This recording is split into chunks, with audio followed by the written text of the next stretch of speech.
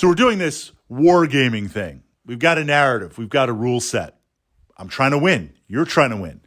We're trying to have a good time rolling some dice and moving some miniatures around. But there is a visual aspect to it. There is a narrative. We are trying to immerse ourselves in something, whether it's Battletech or X-Wing Miniatures or Warhammer 40K. We're immersing ourselves in that narrative. And there have been times where we've got two armies on the table painted up. We've got terrain. We've got battlefield effects. We step back for a moment, right? I'm looking at the big picture. I kind of step back from the Battletech table, and it captures your imagination in that moment. I'm looking and saying, yeah, this is like I'm living in this moment. I'm in this battle. I'm in this universe. I'm making these decisions. It's got that role-playing movie-esque aspect to it. That's kind of interesting. So in this vlog, we're going to explore what are some of the little things that you can do to increase that narrative, to kind of immerse yourself in the game. We're going to kind of build that checklist, and then I'm going to turn it over to you guys in the comments. So the first thing, the wargaming table is the wargaming table. Keep stuff off the table. Your rule books, your drink, your tape measure, your dice, your stuff, keep it off the table. Now, that might sound a little extreme. Certainly, I'm not a historical wargamer where the historical gamers, that's like, that just never happens. Like the two things with a dedicated historical club, all your miniatures are painted, historically accurate, but you wouldn't even dare show up unpainted. And my first jump into Warhammer wargaming was DBA and playing historicals, Napoleonics. And I was in with a group where they had been playing like longer than I've been alive. And so just walls and walls of miniatures, everything, regiment banners, perfect, everything. I just kind of assumed that culture that they had was all of wargaming.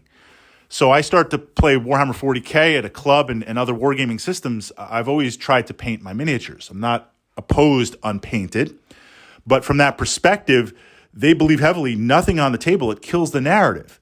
If I'm looking at like your Big Mac meal on the table, like that takes away from it. So stuff off the table or have a sidebar of the table. And what I mean by that is if I've got my wargaming table, then over to the right, have your dice, have your stuff. Now I'm kind of loose when it comes to that. It doesn't really bother me that much. Certainly I'm sensitive to space. We used to play at a mall, a local gaming store, Comic Book Heaven.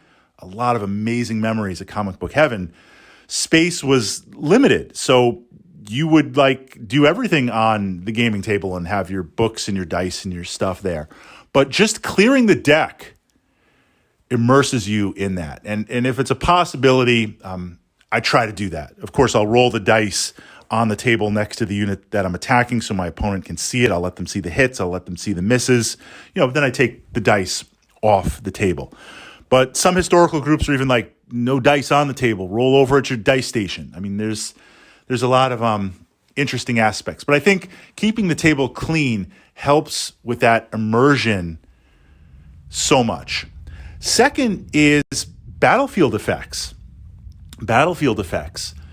Playing Battletech, I've modeled up just on little small tokens about the size of a penny. What got me doing this was I found some bits somewhere of these thin plastic tokens about the size of a U.S. penny, and it was like 3,000 of them. It was like a bag of stuff where I'm like, what the heck is this? So I was going to use it for rivets on terrain or something, but they made great little tokens to model up some sand, put a crater there, and paint it like burnt blast effects, or have some streaming cotton that's on fire moving up, or some broken trees or some broken mech pieces.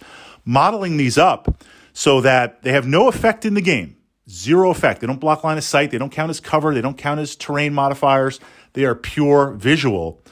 When we play the game, as I move my mechs forward, if you shoot at my mechs, hit or miss, depending on the weapon, I'll put down a couple of these tokens in the area, right? To simulate laser burns, autocannon blasts.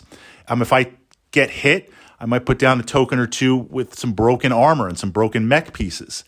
And it's interesting to see as it goes as the battle goes to see those flashpoints, to see those points where you see that battlefield damage. We've done the same chain of command, World War II, where the terrain is similar, Fortress Europe, ruined buildings or pieces of buildings and timber and smoke. So when I fire some high explosive rounds into that building, we'll put some smoke markers up there. It's on fire, it's burning. And or we will put some broken timber and things like that. What's interesting, just on a side note for the narrative, Chain of Command is an amazing rule set. It is fantastic. I've pushed up to my channel here the Chain of Command playlist, showcasing some of the ideas in this. When you fire into a building with high explosive, you roll for damage, you roll for this and that. There's a chance if you roll 3d6 that something happens on the table, a special effect on the table. And that special effect could be the building catches on fire.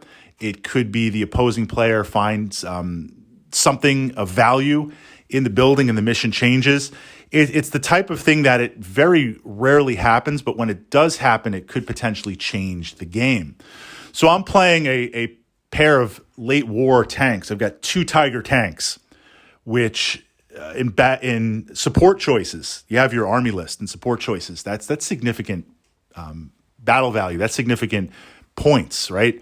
I've got 2 tanks on the table. I'm blasting away. This is high tech stuff, right? I've got the British on the run.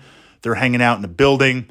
I roll for effects. We roll 3d6, and we're like, oh, hey, 3d6. Something happens. Okay, get the rule book out. Look through the rule book, roll some stuff. The building catches on fire. In effect, game turns in fire. Building's on fire. So now they've got to clear out. It is throwing up smoke. So now my markers are changing to actual effects. The fire spread. You roll every turn to see what happens, and it's like you need like another 3d6 or 2d6 for it to spread. Well, it rolls it. So I'm like, First of all, I'm blowing all my 6s right now, like on these rolls. I need to have like 6s on my chain of command dice or 6s on 3d6 to get another run, to get another turn. I'm wasting 3d6s on effects, but I have no control over it.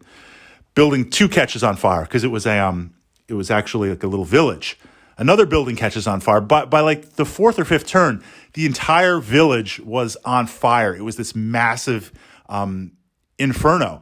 And the way the game ended, and I've never had this happen in Chain of Command. I've never had this happen anywhere else. I've got my German forces pushing forward. I've got these Tiger tanks pushing forward. We're at the edge of the village, just hanging out there. We're stalled there. The British on the other side had to pull out because they're literally going to just go up in the inferno. They're on the other side of the table. The whole table is on fire. We can't cross it. And it's not going out. So literally we're like, I guess the game is a draw. I guess the game is over.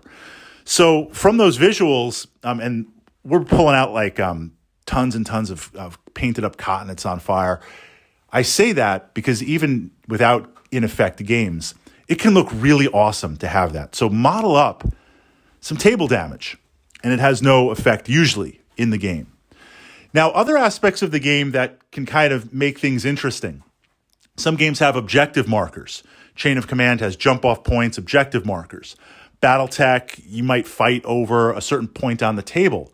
Modeling up some objective markers. If it's Battletech, maybe it's some clan tech or a downed mech, right? Can you recover that? Or maybe it's a bunch of crates or boxes or a communication array.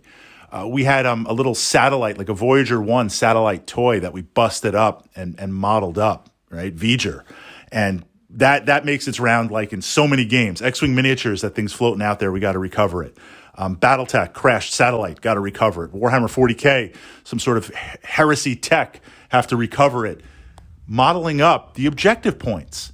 Modeling up certain things to include in the game. Again, the visuals, just to kind of add a little bit of narrative to it. And then we get into the army itself. Custom dice, rolling dice kind of pulls you in more if you've got symbols of your army or your faction on the dice. Sometimes we'll put out little markers if a unit is running away or if they're on Overwatch or if they've taken shock, certain damage in Chain of Command. You can record that on a sheet, or you can record that and put that down on the table with markers. Battletech, what we'll often use for the modifiers is take dice. Some people use regular size D6. Some people use tiny, tiny dice.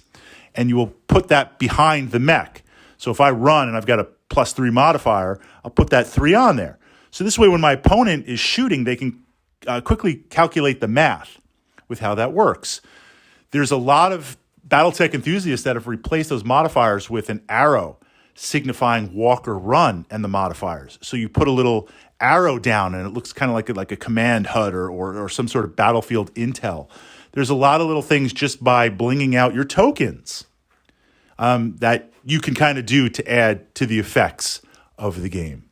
So building that checklist, simple things that don't add a layer of bookkeeping or other things onto the game, but help pull you in for that narrative, help pull you in to that imagination. So turning it over to the hobbyists, to the modelers, to the wargaming enthusiasts here in the comments, what are some simple things? What are some little things that you can do, that we can do, that I can do to increase and bring in that narrative?